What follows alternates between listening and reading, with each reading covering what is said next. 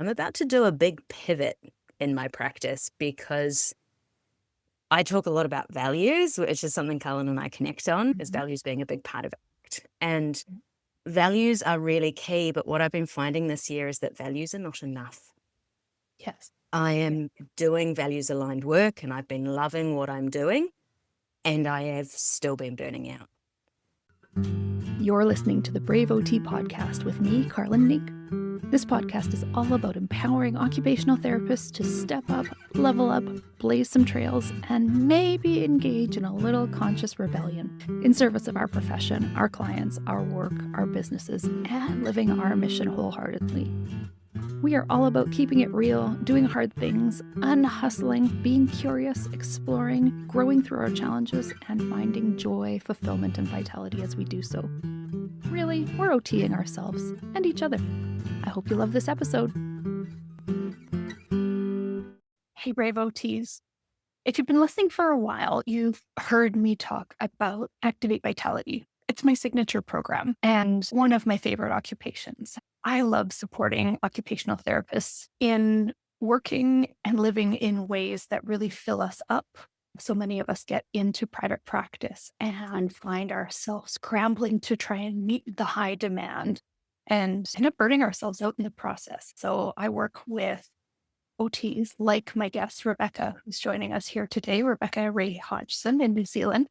You might remember Rebecca from episodes 22 and 23. We did an interview that we split into 2 episodes at that time. And since then, she's participated in the Activate Vitality program. It's fun to get into seeing some of those evolutions in both of our thinking that were impacted by our work together. Since this episode was recorded, Rebecca has done a lot of neat stuff. So I'll be providing some updates at the end. She is an OT who is based in Golden Bay, New Zealand, and she works with neurodivergent and chronically ill professionals, many of whom are also self-employed. Since we last talked, Rebecca has pivoted her practice, and she's here to talk about one of the key themes that comes up is the idea of ensuring that we are both values aligned in the way we're living and working and needs aligned. What is it that we need? We need to attend to both of these things in order to have sustainable practices, to prevent or reduce burnout, to enjoy our work, and to do the best work we can. So if you've ever done everything right, built the values-aligned occupational therapy practice you were supposed to build and still found yourself running on empty, this conversation is for you. We talk about why values alignment on its own isn't enough, and what it actually means to accommodate your own needs as a practitioner. How Rebecca is restructuring her work around supervision, mentorship, and education instead of one-on-one client care. Let's get into it. Hey, Rebecca, how are you today? Hi, I'm so good. So good to be here again. Yes, I've missed our regular chats. We spoke on episodes 22 and 23, and that was in early 2024. Yes, So there's been some changes. there have been some changes. Absolutely. And last year, you participated in the Activate Vitality program. So I got to see you on the regular on our group coaching calls and our one-on-ones. And I super appreciate that. And now you're here to talk about some of the shifts and changes you've made. Yes. Cool. Tell us what people. Oh, you go ahead first. You go first. Oh, I was just going to introduce myself. I'm practicing so in New Zealand, you open a meeting or a training or something with, it can be a karakia, which is a little kind of poem prayer type thing, and or a mihi, which is a little introduction. So I'm trying to practice doing that more often. So I'll just do that, and then I'll do a rough translation because it'll be in te reo Māori. So, kia ora koutou, kua hui mai nei ki tēnei wahi, ki te ako I ngā kōrero. No whakatū aho ko Rebecca Rae-Hodgson tako ingoa, ke tākaka aho e noho ana. E ki ana te whakatauki, me mahi tahi tātou, mō te oranga o te katoa. Ka mutu no iho ngā kōrero mō tēnei wā. Nō reira, tēnā koutou, tēnā tātou katoa. So that was a little welcome. We're going to have a chat today. I was born in Nelson and I currently live in Tākaka in New Zealand in the South Island. And the whakatauki is like a proverb that loosely translates to, with the health of all, we can have the well-being of all. And then it was, yeah, that's all for now, was that last little bit. It's just a little introduction that I'm trying to get better at doing and get more confident with pronouncing and knowing off by heart. Just wanted to pop that in at the beginning. Oh, thank you. I really appreciate that. And I have also been working on incorporating a land acknowledgement. That's what we do here in Canada, is acknowledge the land and the peoples of the land where we are holding the meeting. And so I'm here in Calgary, Alberta, in Canada, and the traditional land here is the home to the Blackfoot Confederacy, but they call this section of land, I find really interesting, because it's where the Bow River meets the Elbow River, forms our sort of center of our city. And they call this, I looked up the pronunciation so I could try to get it right, Mokinsis. And I love the symbolism of the crossing of the rivers. We know for trade and that sort of thing, most cities land on a river or a river crossing. But I think it's really beautiful to consider the intersections of, you and I have had a number of intersections. We got to meet in Australia last year, and our rivers keep crossing. And I think that's a really beautiful symbolism. The people here, the Blackfoot Confederacy, is made up of the Siksika, Piikani, Kainai nations, as well as the Tsuut'ina and Stoney Nakoda nations. These lands are also the traditional homes of the Métis people. So we are working and learning and acknowledging together. Thank you for being here. And can you tell us, for those who don't know you, tell them about you? Okay. No, Always like, no pressure. what bits do I say? So, yes, I'm Rebecca and I'm an occupational therapist. I live in Aotearoa, New Zealand, and I have a very small private practice. So I've been, over the last kind of 3-ish years, the years, time is weird. The years keep merging into each other. I think it's been about 3 years in private practice. It might be closer to 4. And I work with neurodivergent and chronically ill adults, supporting them to do the things they want and need to do and be kinder to themselves and understand their identity. I work with a lot of late diagnosed neurodivergent people. I myself am chronically ill and neurodivergent, so I use a lot of my lived experience in my practice. And when we last spoke, I think I still had an employed role and I was doing the private practice. I think I was doing both. So I did that for a little while. And then for the last couple of years, I've just been doing the private practice. And then I approached Carlin about coming back on because it's what I wanted to come back on and talk about, is that how can we build sustainable practices, especially with neurodivergence and energy limiting conditions, and that, values is not enough. And I have been in a big reflective process and I'm about to do a big pivot, which we'll talk about, because things need to be values aligned, but they also need to be sustainable. And so that's this intersection that I'm thinking about at the moment, is how we have sustainable practices that support our brains and bodies and the way we want to work. Yeah. And doing the things we want to do while also being able to continue to do the things we want to do and not burn out. Yes. Yeah, I think that's, Oh, I should probably say I'm the chronically resilient OT on Facebook. If people are wanting to find me, I'm not super active, burnout, but that's where I am. And I've got a website, which I'm sure Carlin will link to in the show notes. It's chronicresilienceot.com, right? Yes. Just to shout it out in case people wanted to look quickly. Yes, that's wonderful. And I remember the coaching call, and not that this is the first time it came up or anything like this, but I remember you were very contemplative and we were talking about values, and we were talking about, in the ACT, there's this framework of this towards moves and away moves. And I'm drawing like a V. So there's a choice point. And in any situation, we might be moving away or we might be moving toward, and toward what is living fully aligned with our values, doing what matters, engaging in life in an effective way rather than not.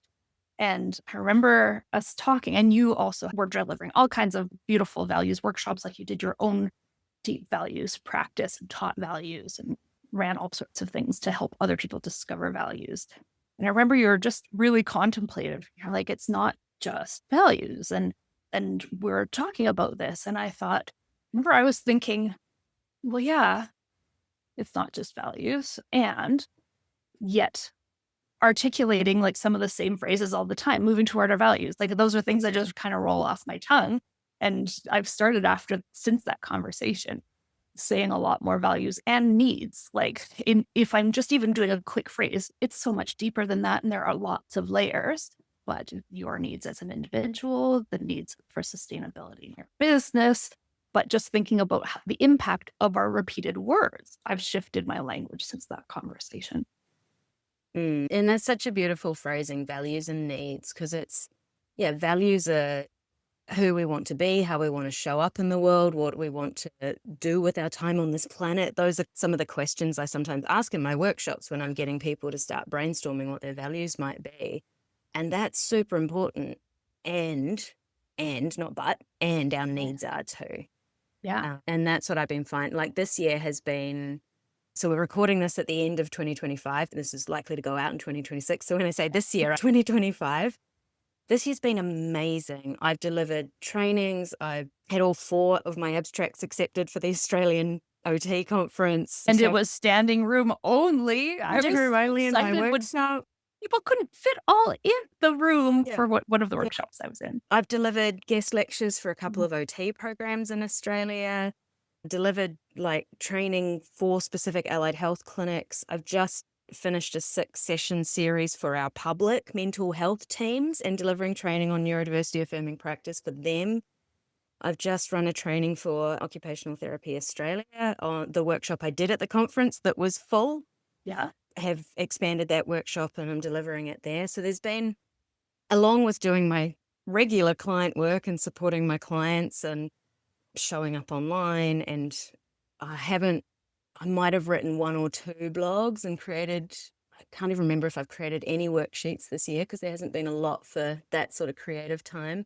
Oh, and I've run 2 new values trainings as well that I got up and running and delivered. So it's like so many amazing things that I've been working towards for the last couple of years feel like they're coming together and they're aligning. Yeah. And from July, I was like, I'm burnt out or I'm approaching burnout. Like it was getting close. And then we had some housing wobbles, which have settled and we're able to stay where we are. But that really threw my whole foundation and my teetering on burnout. It was edging like into actual burnout. Okay. Things feel like they've come around and I've got a bit more capacity, but it's been really important to reflect on being spread thinly. Yeah. And I've been learning more about monotropism as it applies to, it's been researched with autistic brains. I won't just say neurodivergent, I will say autistic. Yeah. And that idea of a monotropic brain being a brain that prefers or needs a single point of focus.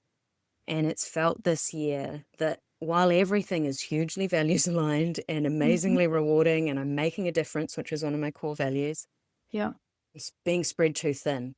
I'm Yeah. across too many things. And so my monotropic brain that wants to be focusing in, it just feels like I'm being pulled in too many directions. And that you have to turn away from a bunch of stuff to focus on something for a while. And then you're aware that these things are withering and you're supposed to maintain them. But you want to focus over here, but oh shoot, now I have to go focus over here. And now something else has to suffer. And there's been projects I've been wanting to do, like get a bunch of my trainings up on demand. Yeah. So that I can focus a bit more on maybe offering some supervision. This is part of what my plan is for 2026, is being able to support other health professionals who want to do better with their neurodivergent clients, support themselves if they're neurodivergent, and this intersection of neurodivergence and chronic illness. I've been supporting clients and doing amazing work. And I can actually say that, which I didn't used to be able to say, but I've been getting some amazing feedback as I've been wrapping up with clients in the last few weeks as I'm shifting towards changing things for 2026. And the feedback about being myself and the validation and support that I provide has just been so amazing to have that feedback. But what I was realizing was, so I was seeing 6 clients a week and realizing that I needed to reduce that. If I was going to keep doing client work in the way I'd been doing, that I need to reduce it to 4. Yeah. And then I was thinking about my core value of making a difference. And Sure, if I see 4 people a week, I make a huge difference to those 4 people. But if I could see 4 health professionals a week, Totally. The ripple effect. the ripple Absolutely. is so Yeah. much bigger. And so Yes. this is what I've come to over the last few months, and it was a hugely difficult decision to make, was to actually finish up with my individual OT clients Yeah. at the end of 2025, and next year create space to focus on the training, the supervision, hopefully allow more space for creative projects. I did a research project this year with another amazing OT, Neurokin OT, on supporting ourselves as neurodivergent occupational therapists. And there's data from that that we want to get out and create resources and support other people with. So there's things I've been wanting to do this year where I've had to keep doing some of the things because income, Yes. and that's meant that I haven't had the energy to do some of the creative projects that I've been wanting to do. And while it has been values aligned and amazing, and the Yeah. response from people has been so wonderful, it's I need to change. And Yeah. so what that looks like is finishing up with my one-on-one clients at the end of 2025, taking a break, a break, a break from client work over the summer to hopefully get a bunch of systems and in place and change my website, and just want to automate some things to make it a bit easier for myself. And then, yeah, coming back in February with a different focus, and it's still I love super aligned, and it's still in line with what I've been doing, but it's a way to be spread less thin. And I want to structure my month that I have a creative week every month. So a week every month where I don't see clients at all, but that time for developing new trainings and creating worksheets, or yeah, being able to structure my time and schedule things so that there's a bit more spaciousness. I love it. Yeah. And I have so many places I wanted to jump in. And I just kept talking.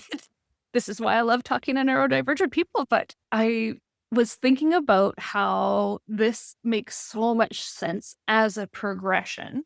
And that if you would have had this vision as your starting point, it would have been hard to sustain building up to this because you needed the proof of concept through being able to have some workshops. And then you were creating your own and they weren't always selling out. And they were like all the things. And then there started to be this like uptick of workshops leading to more workshops, leading to more workshops. And so you needed to make money. You needed to have that experience of working privately with clients with a lot of flexibility as well.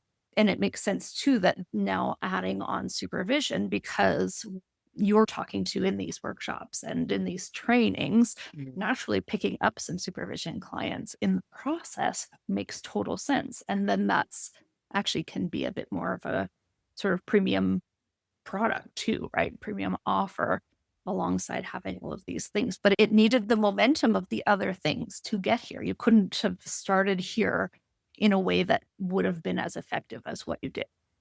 And it's, that this is a pivot. It's not that my original business idea has failed. It No, has not. It has proven no, to be more successful than I can make. it got you here. And Yes. it got me to where I am. And Yes. I've been feeling that with the trainings as well. It's like I deliver a bunch of stuff, but then what I feel is missing is the what's next and how do you implement it? And hey, I'd love to talk about this client. And okay, now I've had a chance to digest all the info dumping you've just done. Yeah. How Yeah. do I put this into practice? And that's what I feel is missing right now. Yeah. And I don't know how much I am actually going to be able to get to. I'm trying to be realistic with my goals for 2026. But for my neurodiversity affirming practice training, say that actually the modules become recorded content, and then Sure. it's like a series of live calls that are, let's break it down, let's apply it. What are your questions? What are your case studies? Let's break it down. So some groups, the break over the summer is in part to get clear on some of this stuff, like some group, some individual. But then I also see my role as so people might have a regular supervisor and then they might come to me for a couple of sessions, or so instead of me, because then I just end up in the same boat, right? If I'm someone's Totally. regular supervisor, it's the same boat as my regular Your clients who client care. I have loved working with. But it's that ongoing nature of things. I need to be able to take breaks. I need to be able to pause when I need to pause. It's That being a flexibility. specialist, right? Like instead of a generalist supervisor, you'll be a I think we specialist. talked about this whole specialist word. Did we talk about it? Maybe I've talked about it in supervision. So Maybe. just my for starters, legally, I'm not allowed to call myself a specialist. Right. Yes. As an occupational therapist, Yes. not allowed. But then the expertise conversation, I even struggle with calling myself an expert. So I have expertise. I've been comfortable with saying that. I have expertise in chronic illness, neurodivergence, etc. But that whole, how the language around it's really interesting as well, because I'd like to remain quite humble about it. Is yes, I know a lot, and there's still so much more to learn, and things are evolving, and our understanding is developing. Yes. So, I think I was thinking about specialists as an analogy, more like when you go to a doctor, you go to your family physician, and then you see a specialist briefly, you're in and out, that's done. And so I was thinking more along those lines rather than as an occupational therapist, but really just labeling it. I do supervision in neurodivergent or like neuroaffirming care. And then you just label the type of supervision and that's it. You don't even have to label it a type, but other than it is a type. That makes sense? Yeah, because I've been thinking about the level of responsibility if I was somebody's regular supervisor, and I actually don't want that. I want to be able to pop in and out of people's lives as they need me, rather than so for everybody's executive function over the last couple of years, I've run recurring appointments. So all of my clients have been on either a fortnightly or a 4-weekly schedule. Yep. Some have been as needed, but mostly it's been regular recurring. And that's worked really well. But what I'm finding now with just my energy capacity being quite low, and if I'm traveling for training, which I'm talking to some people for next year already about trainings, I think I've already got 5 or 6 already booked in for the first half of next year, which is amazing. But if I need to travel for training, I need to be able to not have clients that week and not need my own executive functioning challenge of rescheduling people. So this is my idea behind. So I'm going to hopefully set up some automated systems where people book themselves in. And these are my slots, and this is what I've got. And it won't be many. It won't. It might be 3 a week and not every week. But being able to offer some, whether it's a follow-up to a training or whether it's just somebody is wanting some additional support for themselves. I have worked with neurodivergent OTs already and love it. Or a health professional wanting support for themselves, or a specific situation with some clients. Have you considered some asynchronous ways of doing that, like Voxer or something where it might not have to be an appointment, but it could be an exchange in the follow-up that isn't necessarily sitting face to face? I have not thought about that. That's going to send me on a whole nother brain spiral. In a good way, not in a bad way. But how to offer that, because sometimes you don't need a whole hour or hour and a half or however long. Sometimes you just have a quick question. Yeah, it'd be interesting because I'm still a person who needs to earn some money as well, which, it does often come down to that. And I think we do need to be better about talking about money. It's part of sustainability too. Yeah. So how does what I offer continue to be sustainable?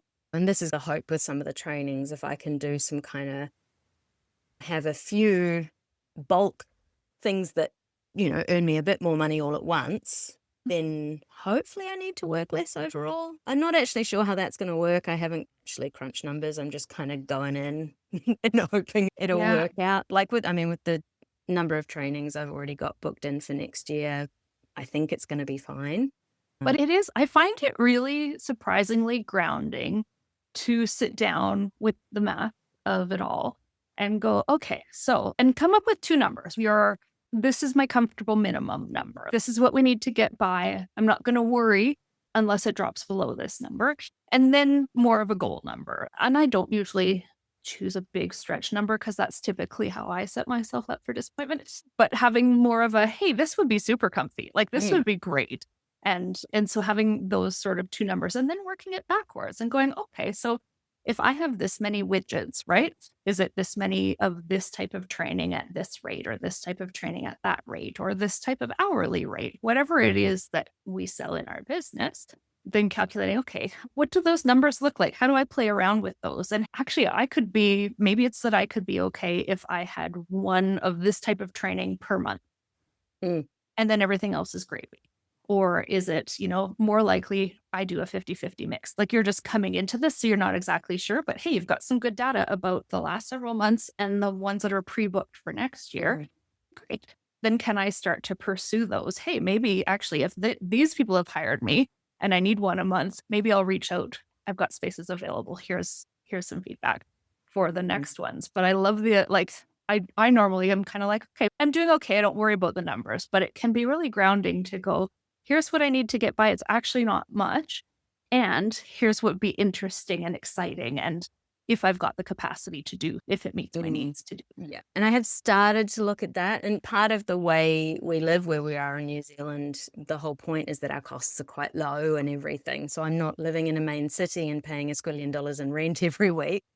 And I recognize the privilege in that in itself, that we are able to be where we are, and it's rural, and In a we tiny grow home still? we grow a lot of our own food. So I don't have a six-figure target for my business. That's never what it's been about. But I agree, like I'm starting to think about what is my like living baseline and then what would be nice, and starting to plot that out, because that will also give me a clearer idea, because money is still difficult for me, like knowing what to charge for. Because what I'm finding is that I love doing training for other people because there's a lot of work involved in the prep and everything, but I can focus on the bits that I love, the Yeah. content creation and the delivery. Those are the bits that I love. I don't need to do any marketing. I don't need to do venue bookings or Zoom links or any of those other things. I do my thing and then I send an invoice, and I love that. They can Uh, order you and plop you into their event, right? it's so good. I love that so much. That's been really good. But yeah, it's like knowing what to charge for some of those things has been really difficult. And it's part of my reflection over the summer as well, is like, what do I charge for supervision? This is a whole new thing for me. I'm doing a training with Michelle Bahari next week, which I'm really looking forward to. And just learning a bit more about, because I've already been like doing a little bit of supervision. It's just not been something that I advertise as something I offer. So this pivot will be some rewording on my website, and how am I going to talk about what it is that I do and how I support people, so that the expectation's really clear. Especially, there will be a lot of neurodivergent people I work with. I know that. So it just seems naturally attractive. So Naturally, we attract each other. thing Yeah. needs to be really clear so that people understand what it is that I'm offering and the boundaries of what I'm not offering as well. Yeah. Yeah. To go back to the pricing question, I think there will be a lot of listeners who will be curious, and not to, you don't have to give any numbers, but how you came to, because I know there are different ways. Often we think, okay, this is, I guess, my flat rate. And then I've heard encouragement to go, well, actually, how many attendees are there? And we might, if there's going to be 200 people, this needs to cost a lot more than if there are 10. But we also don't want to outprice ourselves too. And so understanding a head count is something I've learned along the way. And then thinking about supervision, comparing that to your clinical rate, it's a higher skilled service, but often people are charging less. So I'm curious Mm. how you got to those, like your numbers, or what your benchmarks were, what your approach was. Yeah, so the training one, I've done a few different things. There was one that I ran for an allied health clinic in Melbourne where I did base it off so if each individual staff member had come individually, and then I worked out based on how many staff, what I would charge for the total package, Yeah. which was higher than a number I'd suggested before, but the clinic was very happy to pay it. So that was one way I did it. And Yeah, these are when little experiments too, right? See what happens. Oh, that was easy. Okay, good to know. Yep. I also developed and delivered a training for the Australian National University, and I based my rate for that off their sessional academic rates that were up on the website, so that for an hour lecture, you get 4 hours of prep time kind of thing, and worked it out based on that. For the supervision rate, it's going to be really tough because here in New Zealand, people charge a lot less than, say, in Australia, where some of my clients are going to come from, and possibly around the world as well. I have already done some kind of consultation sessions for people in the UK and Canada and the US. So in New Zealand, the rates are, like it's going to feel really awkward to charge more than my own supervisor who's been an OT for 40 years, you know, but I'm going to need Right. to keep it viable for myself, but I don't want to overcharge. And I'm even wondering about having a little bracket. So Mm. not exactly a sliding scale, but having a bit of a window where people can self-nominate what amount they're comfortable to pay based on what they might, especially because a lot of the likely client group are going to be self-employed neurodivergent Yeah. entrepreneurs, because a Yeah. lot of neurodivergent people, again, generalization, I know this won't be everybody, but a No, lot of neurodivergent people end up working for themselves because it's how we can accommodate our needs. absolutely. And Yes. working for somebody else is very challenging, Yeah. as a lot of us have found and may still be finding. Not So, just because of the hours and the systems, but sometimes which is hard to do. I'd like to work my way. Thank you very much. yeah, Always and dumb. yeah, arbitrary hierarchies and all those things, the weird social stuff. Yeah. So it's a really interesting question and something I'm still working on. And sometimes I'll bounce off other people, or I'll ask for some feedback on this is what I'm thinking. And then someone else will be like, no, that's way too low. So I'm working on getting a bit more comfortable with throwing a number out. And then, if it is too high, but they still want me, the company will negotiate. That's the thing. So it's, yeah, how do I value myself and value what it is that I'm offering? Because it is important, Yep. while also keeping it affordable and accessible. And does that mean that I charge more when it is an organization so that I can charge a bit less when it's individual? There's questions that I'm definitely still grappling with, and I don't have a set system that works so far. You're And figuring it out as you go. And I think that's a really helpful frame for others who are struggling to jump into this work because they can't even fathom mm, how they might go about charging for it.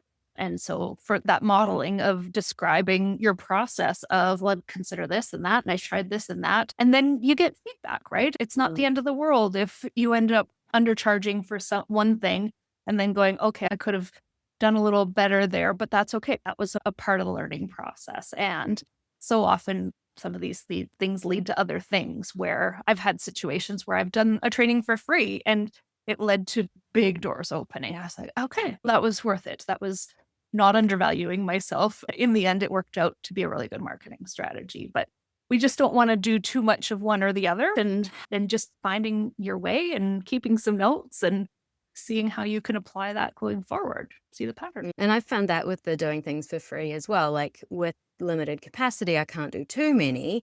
No. But yeah, the OT Australia conference in 2025, that has led to people reaching to me for things that they're paying me for.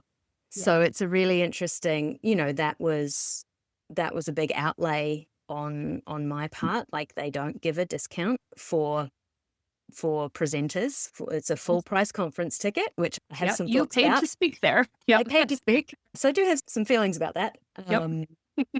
It has then led to other stuff. And I did give one free guest lecture to a uni program, but that might turn into other stuff down the track. So it's this, what will we do for free? And being really intentional about that as well. Maybe we will give a free talk to a nonprofit, but not for a corporation. And Right. just for the people who might not be able to pay as much, maybe we can do something, or we charge lots over here for people who can afford it, so that we can do a bit of a sliding scale elsewhere. And it's something I'm very much still working at. And for training, it's more complicated than just multiplying my hourly rate And it's like, is it a training that I've already prepared, or is it a brand new one? Like the one I did for the Australian National University was a brand new training, and I charged them for developing it. And that Yeah. was part of the negotiation, is this is way more than an hour and a half lecture. This is actually me developing brand new content specific to your setting.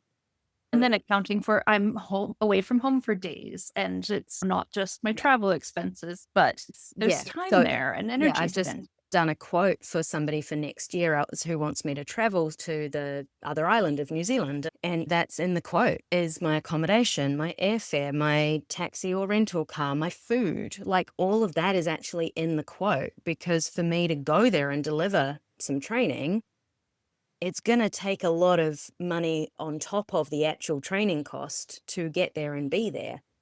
And it's well within your, if you're traveling for training, it's within your rights to charge some things for traveling for training. I think it's good to, because, and this is why we don't put these rates on our website, right? Because there are so many variables. And this is a hard one. A lot of people feel it's not very transparent if we don't put rates on the website. But to do so, I think people can either just walk away and not even talk to you if it doesn't match what they need, or think, oh, she must not be very good if it didn't cost very much. And so it is good to, while I would love to be fully transparent and just have one rate and put it on my site, there needs to be room to flex and understand the needs of the situation and what that really looks like, so that you can customize your pricing. Yeah, and sometimes I don't know what the rate would be until somebody tells me what they want as well. Do you want an 8-hour training? Well, I'll need to split that over 2 days for my own pacing and disability needs. But do you want an 8 or a 4? And do I have to travel? And do you want me to customize it? I'll be running the neurodiversity affirming practice training for different people. Each time I run it, it changes because I've added new things, or it's for a new context and they want some specific information in there. So it's always a conversation. It's on the website. I do have my rates for supervision and individual client work, which I'll be updating and changing. But for training, I can't put a rate up there because there are so many variables that go into it, and it takes a conversation to know what that is. Yeah. And then, me getting more confident with kind of putting a number out there and being, this is the number, and seeing what people say back. Absolutely. I did that. I was asked to do a training. They said it was 2 7-hour days and there would be about 200 people there. And I was like, That's big. How many days? Like, it's a 2-day conference. So I'm the conference then. If that's the case, so like, how much are you charging these people to come? I didn't ask that, but I was like, how on earth do I, like, that feels like a lot of pressure to hold it up. And so I did a bit of research. And so somebody convinced me to approach it like a full, like if I'm going to I don't have 14 hours of content ready to go either. So that would have been a lot of kind of curating and customizing and researching and that sort of thing. And yeah, if they pay 4 hours of prep time for 1 hour, right? There's also thinking about that. So somebody said that's basically like a full university course, if you think about it. And so this is what is locally paid for a university course. And I was like, okay, I put that out there. They politely declined. But hey, you know what? That was the experiment, right? I don't think I would have wanted to do it for less. To be honest, the amount of work it would have taken to put that together. It's nice to be asked, but there was a misalignment there. And it would have been good to maybe negotiate further, but I didn't know where to go next from there. Yeah, and I don't think people realize how long it takes to prepare stuff. Yes. Like, the uni rate that I looked up that was 4 hours of prep for 1 hour of content, that's an estimate on the low side, to be honest. I think so too. Like, it takes a lot. Like, the neurodiversity affirming practice training is now a 6-hour training, and I've got plans to make it even bigger, which is why I want to chunk it down into like pre-record, like on demand kind of level stuff, so people can go in and do bite-sized chunks, because it's a lot. The last time I ran it online, it was 2.5 hour sessions, and it's a lot for people to take in. There's a lot to digest in there. But yeah, it's so much prep time. And even though I've run a version of that training now for the last year and a half, and it changes every time. Yeah. Every time I update it, it takes me hours and hours to do that, even though most of the content is in existence. But yeah, Yeah. if you are doing training and content creation type stuff, it's how do we value that time and get people to understand that it's not just the delivery, No. that, yes, you might be delivering a training for 6 hours, but there's been a lot of background that goes into that. Like I've been delivering trainings to the public mental health teams over in Nelson, which is a 2-hour drive away. Right. So I'm not driving for 2 hours and then delivering a full day of training. I'm going over the day before, staying the night, delivering the training, often staying the next night and then driving home. So it becomes actually a 3-day thing.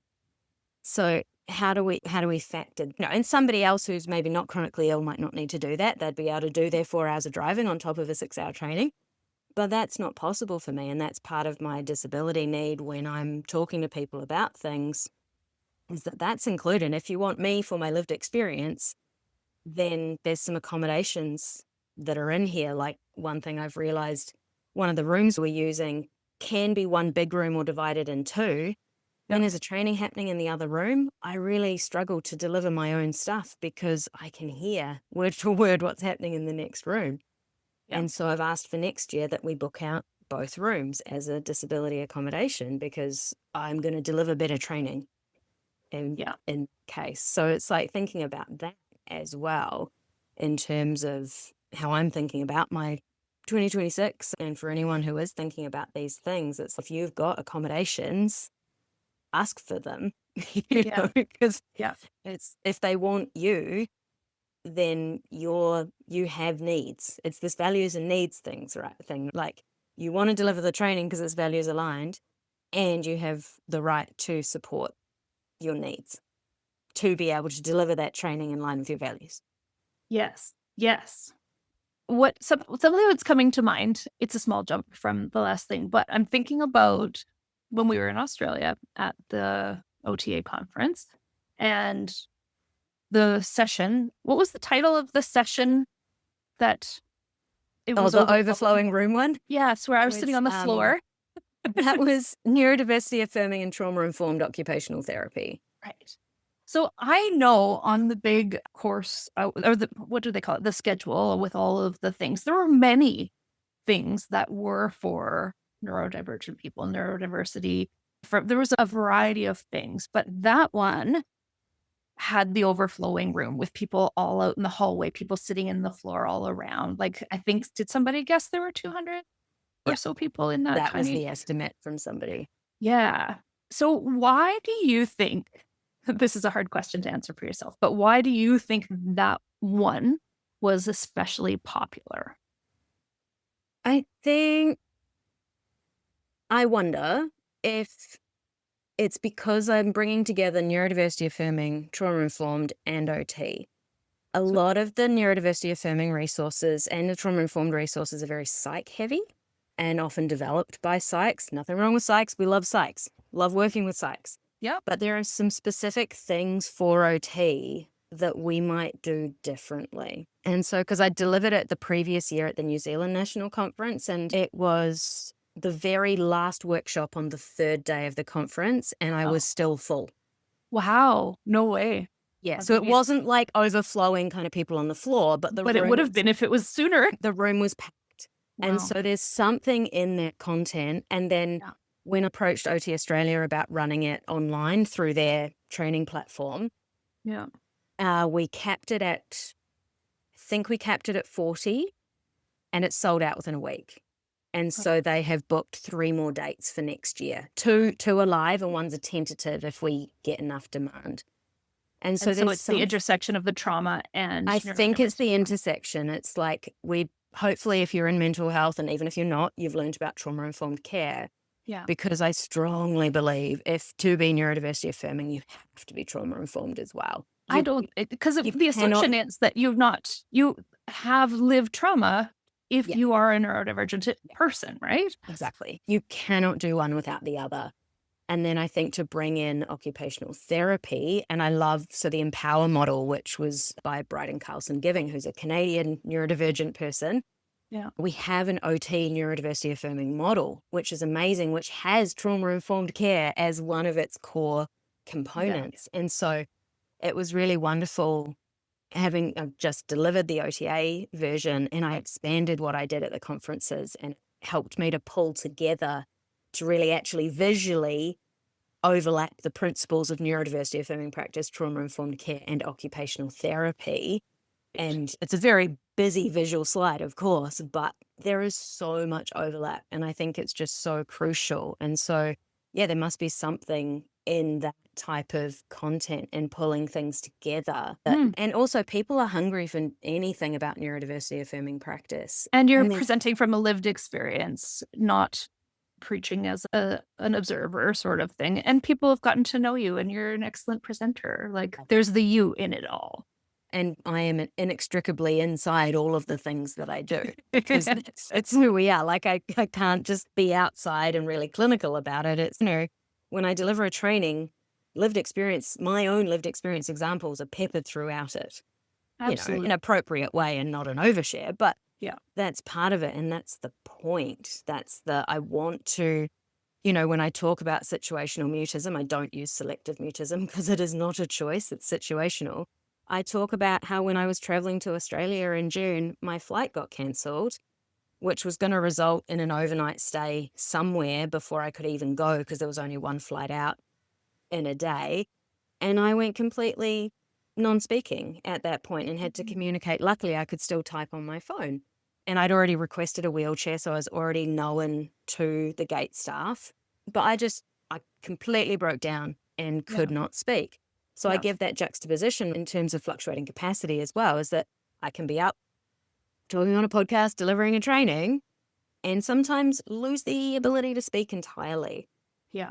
And that's the kind of example that I give. This is not theoretical to me when I talk about rejection sensitivity dysphoria or monotropism or any of the other words that are out there to describe neurodivergent experiences. It's not theoretical. Like, some of them are, because I don't experience everything, of course, and my experience is my experience and isn't representative of all neurodivergent people, of course, which is why I also did a little project on asking a bunch of other people about their experiences with mental health. And there's a free resource on my website, lived experience feedback on neurodiversity affirming practice for mental health or something. Maybe we can link to that too. Yeah, let's link it. Yeah. But lived experience, I feel, is such a crucial aspect of these discussions.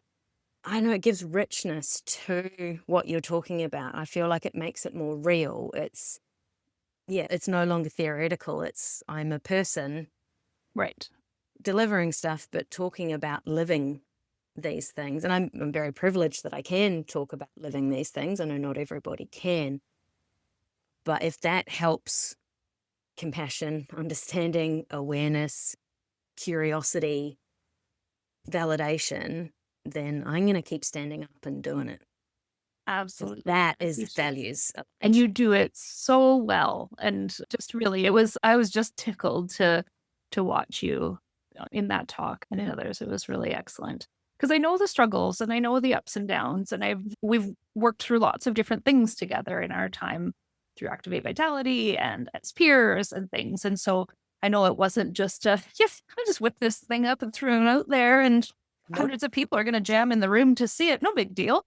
No sweat, no problem. I know it's none of those things. And it was beautiful. And it was so beautiful to see it work out that way too, that it was truly what people needed to hear at the right time, and you delivered. And it's leading to all kinds of other things. It's your time. Yep. Yeah. Yeah. I was so pleased for you. I forgot there was a question that was coming to me earlier, and it's fallen out of my head. That's okay. When my brain just stopped. Your thoughts ricocheted off each other and they all disappeared. Totally. Totally. I remember us talking through different challenges when you were in Activate Vitality and trying to figure it out, and some of the messy middle bits and that sort of thing. And so I'm curious, as I learn about what works in the things that I'm doing and what, like as I keep growing and changing too, like I keep thinking about what could be different. And I'd love to know from you what was really helpful in the time we were working together for about 6 months last year. It was the regular contact, the live content, like the live contact. The recorded modules, useful, but it comes to life, I think, when it's, well, online face-to-face, but face-to-face. Yeah. And with people all over the world and different experiences. And yeah, being able to chat once a week to you and the other people, bring the questions and be vulnerable and talk things through and like a bit of accountability as well. It's like, I know that, okay, in a week I'm going to be checking back in about this. So it'd be nice if I'd done something. Don't have to, but Yeah. I'm kind Nobody's of going to like, yell at you, but it's yeah, nice to show up and say, okay, I did it. It was yesterday, but I did it. yeah. Yeah, something in there about the accountability, but it's the peer support, honestly. And that's more and more what I'm thinking about with what I offer as well, is that I want to offer more peer support, whether that's group supervision type thing or follow up after trainings that is live discussion based. But I really feel, and I know Activate Vitality is not specifically for neurodivergent people, but again, we attract Weird. We're full of it, full of them, full of nothing. like how I think, yeah, that the content is great. Yeah. And I think a lot of neurodivergent brains need community and Yeah. they need that collaboration and that peer support and understanding the non-judgment, the space to be you and bring yourself and your struggles without worrying about people judging you or thinking you're not a good OT or whatever the thoughts might be in there. But that is so key. I think Yeah. as part of what you do in Activate Vitality, that live regular meeting Yeah. With the component, group. that's the gold. Thank you. I love it too. And what's interesting is how many OTs don't know that's the goal. They come wanting individual. I just want you to tell me what to do. I just Mm-hmm. need you. And when I say, okay, but it comes with this really great thing that you're going to love and it's actually going to be the thing, people are like, and then they get there. And it's one of those things I've wondered too about even like taking the price point and shifting it to something a little bit more approachable and taking out the structure of modules and making it your private practice community, your space to not be so lonely in your business, to grow, to work out the things. But then I feel like I don't want to destructure it too much too, but I have wondered about, I guess it becomes more like a collective, right? Or something like that. But I don't know. What do you think about that as I contemplate evolution? Because I think that was some of my feedback in the kind of like reflection piece we did when I did finish up that 6 months, is that I think structure is really important, like not too much structure, but like themes, Yeah. like monthly themes. It's roughly what I'm thinking about and what I might do with the neurodiversity affirming practice stuff Yeah. is to theme it. So here's some content over the month, here's the live calls, and this is our theme, this is what we're focusing on. Because I think if it's too open, because I also have my own kind of peer group of about 5 OTs that we meet fortnightly, Yeah. and it's good, but we have to work quite hard to structure ourselves and actually make sure that time is useful as Right. well, and how we're taking turns facilitating the session and stuff, and not like being harsh about keeping ourselves to a schedule and Yeah. a But it's not structure. just to hang out and chat. It's not just a hang out and chat, because Yeah. that's not what people need. Yeah. Mostly they do need that, but that's maybe not what these spaces are for professional development. Do claim that on your professional development stuff, because it is. Yeah. It's collegial, it's talking to other health professionals, and it's improving your own practice. So yeah, the modules were important too. Like I wouldn't like Activate Vitality, it would almost be a different program if it didn't have the modules. The modules also make it what it is. Yeah, it's true. And it gives it an evidence base. They like Tools. underlie the gold. Totally. So I think if you didn't have those at all, it would actually be a completely different thing. And that's not necessarily a bad thing, No. but it would be a completely different program. Yeah. Yeah. And maybe those two things could be packaged, right? That these are two components. You could buy just this, or you could buy Mm. just this, or here's the combination. But I think people then get confused. But yeah, I'm always exploring and considering because I feel that sense of what I don't want to niche down too specifically, that I only help OTs in this type of practice with this type of problem at this stage, because I think the beauty is in the community and the diversity and the variety where we can be at different stages and explore things together and be able to help each other as a community. But yeah, I think that's also the beauty of having people at different stages, is that you can help each other. If you only had brand new entrepreneurs who'd never done private practice, totally, how would they learn? Like, I think it's it like would be with all kids, on me. Yeah. it's like with kids, right? They learn from different ages and being in a multi-generational setting or a multi-age setting. I It's agree. so having people at different stages of business, I Yeah. think is also, that's part of the learning as well, because everyone has something to offer to somebody else, Yeah. even those Totally. who are new, because then they're learning things that might remind somebody further on of a thing that they'd forgotten about. So it's, Yeah. yeah. And I like the idea too of there being themes to structure some content around, and then still flexibility to work with what comes up. That a person might need to talk about something that has nothing to do with this month's theme or something like that. And that could be really okay if it's clearly communicated, right? I'd hate for it to be too passive in here's what I'm teaching, but rather here's a Yeah, and piece. I think that's with Activate Vitality as well. It's not a passive thing. You get out of it what you put into it, Yeah. right? It's as with any learning. It's like, to get the most out of it, you don't have to go to the calls every week, because that's a lot. But to actually get out of it what you're wanting. Yeah, you gotta keep showing up and asking for it, because I think that's what sometimes I've in trying to reach out to people and go, okay, this can really, like, there's this time and it could be whatever you need. You just need to come and state, hey, this is what I'm going through. And then we respond and adapt. But it is hard to, I know even with my Act for OTs course, that was the feedback I got on my last round from a couple people, that could we structure so there's also educational modules. It's a clinical course versus a coaching and personal professional development.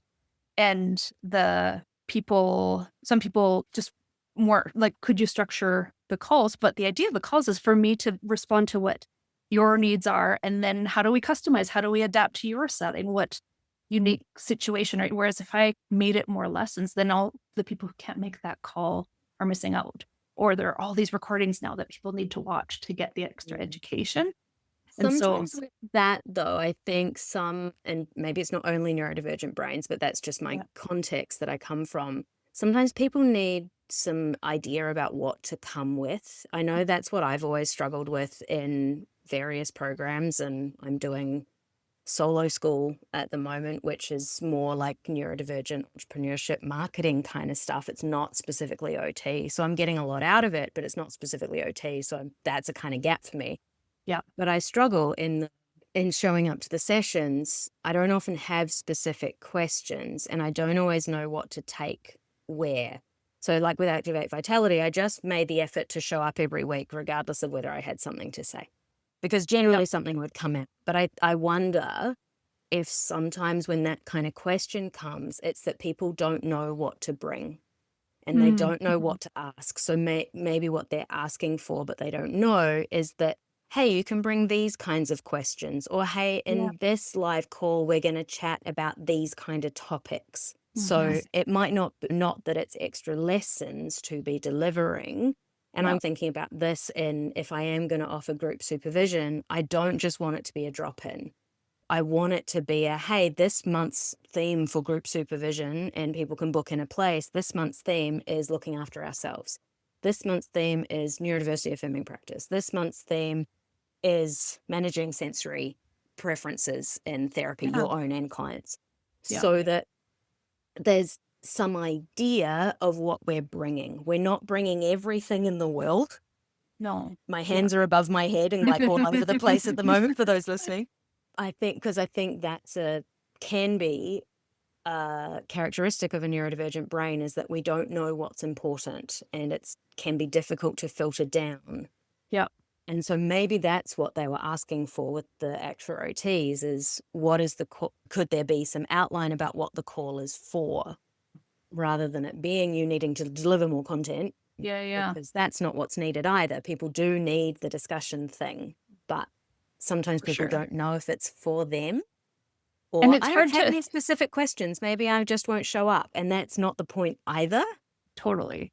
And I find it hard too, because sometimes we do state these things over and over again in the sales page, in the modules, in the emails, in the bottom of the modules, and still it gets missed. And like that's that's some of the feedback too, where I was like, oh my God, that was like shared over and over again. But maybe my emails are going into junk mail, maybe things like that, or it's just too long an email, so everything's lost, or things like that. So it's tricky in doing this online education to manage those logistics. I'm actually changing platforms right now because I'm recognizing how many people didn't get all the reminder emails from my last round. I'm like, shoot, that's a big problem.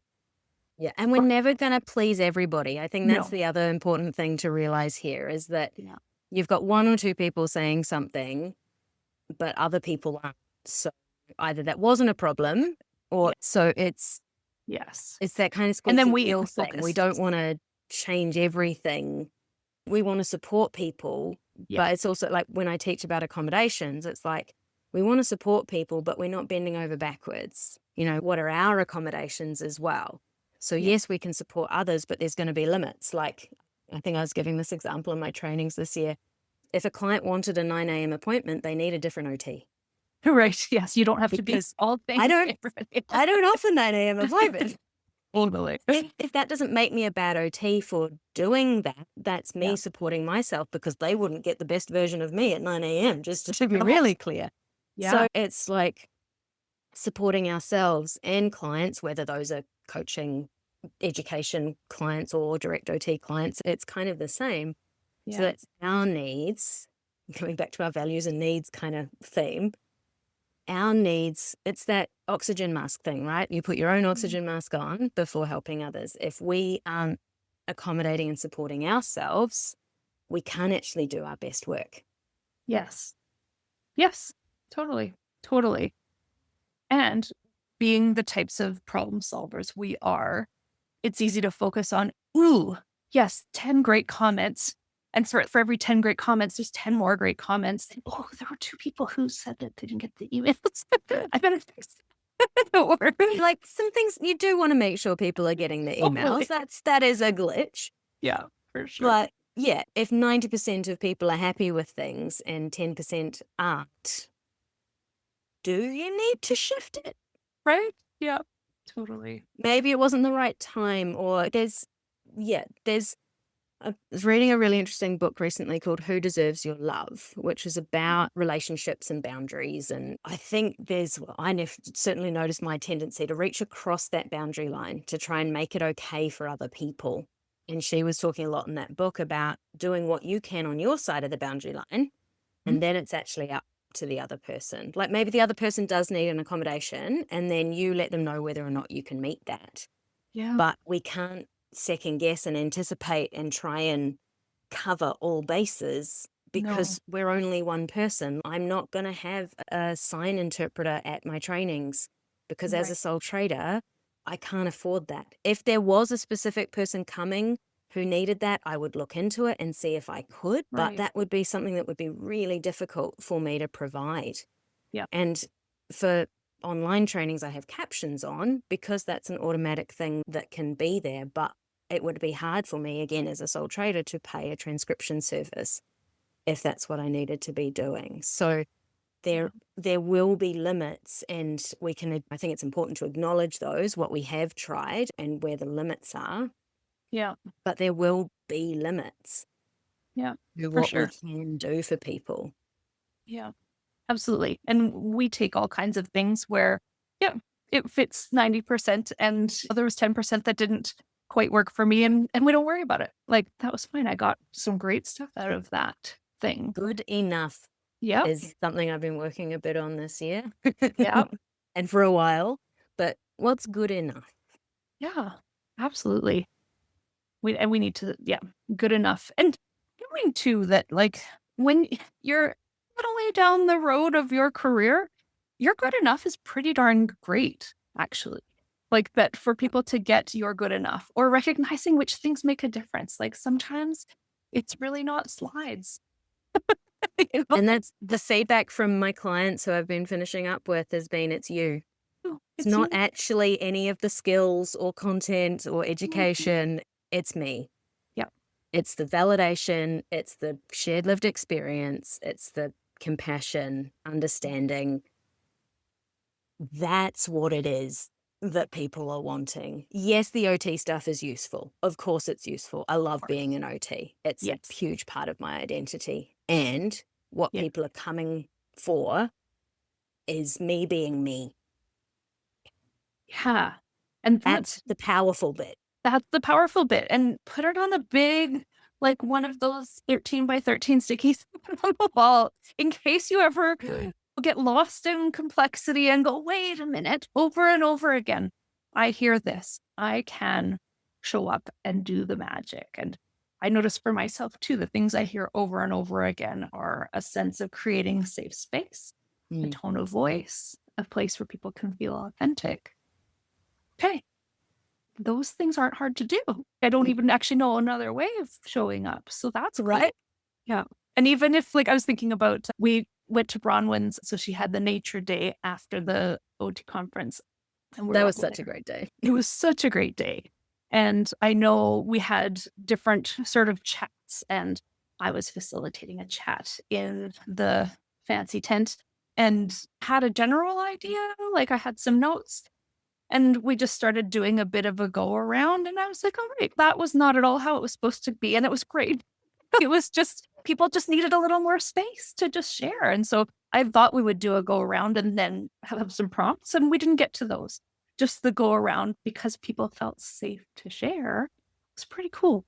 Yeah. And it's so important that people have spaces like that. And that's part of what I'm thinking about and want to get clearer on over the summer is how I can start to offer. Yeah. Maybe it's not like a membership because I think my capacity doesn't, it would be hard for me to do like a 6-month membership kind of thing in terms of my own capacity. But maybe it is semi regular group mentoring, or maybe it's themed follow ups from a training or something that is kind of, I mean, again, it is hard to create safety when it's new people all the time. I know that, but it's, yeah, again, that like supporting my needs and values and being able to offer something that's sustainable for me. Doing a weekly call for 6 months is not sustainable for me. Yeah. I'm more in a monthly kind of sustainability Yeah. zone in terms of something like that. So it's, I loved the weekly and Activate Vitality. That was absolutely awesome. Yeah. Yeah. But for me to be able to hold space every week for a group of people for a set period of time, like maybe over a month or two would be okay, but a 6 month is too much. And that's Yeah. important when I'm thinking about what it is that I want to be doing, Yeah. is that there's lots of amazing people that I've worked with and follow Mm. and greatly respect, like you and like Bronwyn. And there are things that you do that won't work for the way I need to work. And that doesn't make me broken or bad, or No. it's just that I have different needs and capacity, Yeah. and I need to work out a way that still values align, but that will support those needs and capacity. Values and needs for sure. Yes, absolutely. And I think that that though doing different frequencies also doesn't lose value of the whole package too. So if you did have a package of things and there was a really great monthly check-in and whether it's another space to check in, like you can still that's still like people will concentrate and come in a more committed sort of way and show up to really engage like this very high value. Sometimes Mm. we can be diluted in the value of it by providing too much of it. Ah, fascinating. We did say we were going to try and stick to 45 We minutes, did. which we have absolutely not done. But in the interest of And not having another two-parter, I think, this is should the we? place to wrap up. Yes. Thank you I so mean, much. I could keep talking, I don't mind, Oh, but yeah, I me know you're too. trying to keep the Yes, episodes manageable for a little bit listeners. Thank you for manageable. listening, listeners. Though, you know what? Cheryl has reminded me that because I was like, oh, I haven't put too many of these on YouTube. They go to YouTube automatically without a video. Just my podcast platform sends them out to all the places. But I have all these videos. Like I could put videos out, but in my mind, I know the criteria for a video on YouTube that will be viewed. It's short, punchy, like that sort of thing. And Cheryl reminded me that some people just really come and hang out with people on YouTube. Like they watch somebody cooking. And I was like, oh, because going along with that, a lot of people just like to hear that safe space, right? The Mm. tone of voice, just Mm. topics. And so I'm like, oh, maybe we should just start. And then they finding could see people me on- talk with my hand. Totally, totally, exactly. Who wouldn't want to hang out with us in the kitchen or while they're taking a nap or things like that? Unedited. Yeah. But Mm. thank you. What would you like to? Oh, I have parting Yes, questions. the 3 Um, questions. And in the end, I will ask you to share any takeaways, like the calls to action, things you want people to do. But what does being brave mean to you? I think my answer to this is a bit different this time. I think being brave is about recognizing your limits Yes. And and honoring. honoring them and setting boundaries. Yeah. Yeah. I think that's a good one because sometimes we come up on our limits and judge them. Oh And yeah, there's been a lot of that this year. I wish I could work full time and support so many more people, and I just can't. So my bravery this year has been realizing where my limits are and taking action, not just recognizing, it's the taking action yeah. to do something about it. Yeah. And truly, in taking that action and honoring it, it is prompting you to work in a different way. And that is requiring some good creativity, some courage. That is brave to And go, it's okay, towards moves from the choice point. absolutely. Totally. What is something brave you've done recently? I know we talked a lot about it, but I don't know if there's something specific you want to highlight. I think letting clients know about the change, that was really difficult for me to word that and to send that email. Like I literally had to body double it with a friend before I Yeah. could hit send. And it took me weeks to draft it and to check it and to try not it. That was really challenging to be able to go, this is what I'm doing. This is what it looks like, and to not apologize for it and to be really clear with the limits Yes. and put that out to clients that I was finishing with Yeah. them at the end of 2025. Yeah. That That was terrifying. Very brave to get that out. Yeah. Did you get any negative responses? I know Nope. sometimes people can feel abandoned or no, that's No. I mean, amazing. there's mixed feelings, of course, and people have talked about that in our, because I was making sure that I did at least have one more session with everybody to do a bit of a review and closure Yeah. and what have we worked on and all of that. And yeah, there was some people were disappointed, but also excited for what I was doing. And there was a lot of, it makes sense. And thank you for the time you have spent. And yeah, I was concerned about negative reactions, and everyone was really supportive. And in doing these things, you're modeling the boundary setting and the honoring and the growth for others. Yeah. Yeah, that's great. How would you like to see other OTs be a little more brave? I think it's going to be a really needs and boundaries themed in the answers to this, is that as health professionals, it's okay for us to have needs and to model that and to talk about that. It's crucial. It's not a weakness to have needs. To be able to support people, we need to honor our capacity. There's so many OTs and other health professionals burning out because the systems are unsustainable. And I know some people are in situations that it's very hard to make changes and there's a lot of pushback and everything, but where are the bits where you can make change? Yes. And how can you speak up or get support to speak up or have some peer support so that even if you can't make actual change, you've at least got some support for managing how crap it can To be. survive it. Yeah, for sure. We need our people.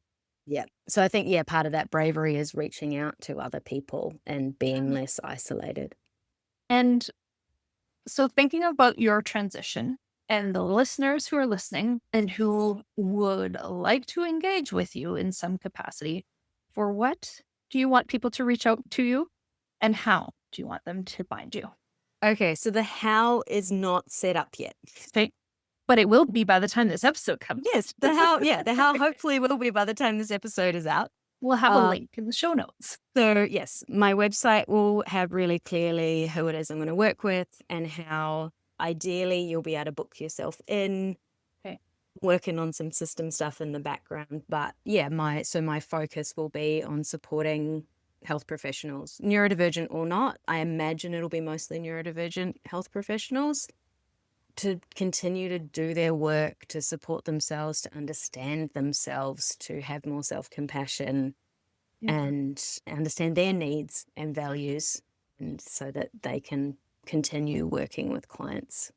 And that message will surely be refined as I update my website. But that's the kind of the core of it, is that, supporting other health professionals do what they need to do and want to do, and to do that sustainably. And for trainings, if people are wanting me to do something, the best contact is email. My phone number is coming off everything. I don't want people to call me. That was initially in business. I was like, if I'm in business, I need my phone number up. And I'm like, no, this is my business. I don't want people to call me. So for training inquiries, the best thing is to email me directly with a bit about what you want. And then I usually set up a video call to get a bit clearer. That's at no charge. And then we'll figure out whatever the package is. And at the moment, I'm delivering training on neurodiversity affirming practice, the neurodiversity affirming trauma-informed OT, values exploration, and sensory exploration. There's a couple of things, and there's a new one coming for the sensory stuff. Neurodiversity affirming sensory exploration is a new one. I'm trying to remember what the date is for that one. Anyway, there will be things on my website, and Kellen can link to that. I will link it, and it's chronicresilienceot.com. Okay, perfect. And I do have a newsletter that I send out. I email only like once a month with a bit of this is what I've been doing, this is what's coming up, what I've been reading, learning. And on Facebook, I am the Chronically Resilient OT. Wonderful. It is such an honor to have you back on the podcast, and I really enjoyed the conversation. Yeah, always love it. It's always good fun, and we could have gone for another hour. For sure. No question. Thank you. Thank you. A quick update about Rebecca. She's currently at capacity in her mentorship practice and won't be taking on any new clients until mid-2027. She's shifted her practice toward just supervision, mentorship, and organizational training. If you want to follow what she's building, her resources and worksheets are at crumb/resources-shop. I'll put the link in the show notes. She's got a blog, on-demand trainings, and you can find her on Facebook as the Chronically Resilient OT. If today's conversation resonated with you, if you're feeling stuck, burnt out, isolated, even though you're technically doing the work you value, I want you to know you're not alone. Activate Vitality is open to new clients right now. We are a community of international occupational therapy practice owners who support each other in building sustainable, values-aligned businesses. We have group coaching calls, an online community, an ACT-based framework to build entrepreneurial flexibility, and one-on-one support. It's not about hustling harder. It's about getting clear on what matters to you and what you actually need. Building a practice that serves your life instead of taking it over. If you'd like to learn more, head over to balanceworks.online/AV program to book a clarity call. There's no pressure, just a conversation about whether this is a community that might be right for you. Thanks for being a part of the Brave OT community, and as always, be brave OTs.